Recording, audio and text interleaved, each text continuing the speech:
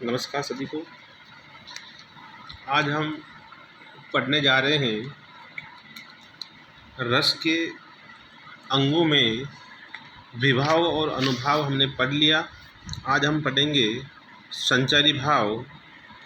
संचारी भाव की परिभाषा देख लेते हैं कि संचारी भाव को व्यभिचारी भाव भी कहते हैं। वे सभी भाव जो स्थायी भाव की ओर चलते हैं, अर्थात जो भाव रस के उपकारक होकर पानी में बुलबुलों की तरह उठते हैं और स्वतः ही समाप्त हो जाते हैं, उन्हें संचारी भाव कहते हैं।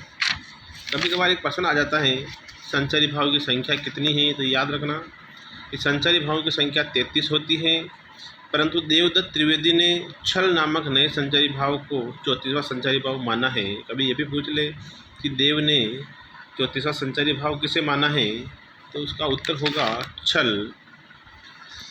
अब आता है स्थायी भाव।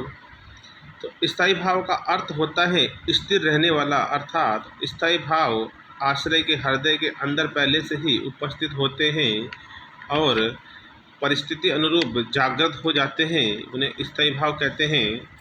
इनकी संख्या 10 होती है, परंतु कुछ विद्वानों ने ईश्वर अनुराग को भी स्थायी भाव मानना प्रारंभ किया है।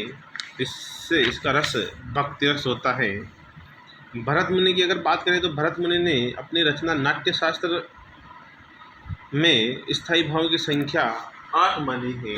कभी वो पूछ ले प्रश्न कि भरत मुनि के अनुसार स्थायी भावों की संख्या कितनी है, तो वो 8 है।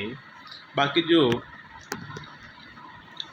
रस है वो रस और उसके स्थायी भाव इस प्रकार से हैं। जैसे श्रृंगार रस की बात करें तो श्रृंगार रस का स्थायी भाव रति होता है।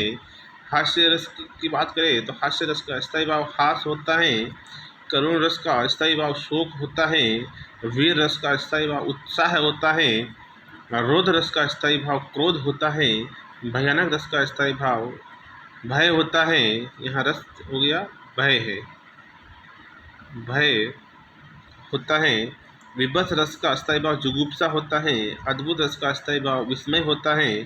शांत रस का स्थायी भाव सम या निर्वेद होता है। एवं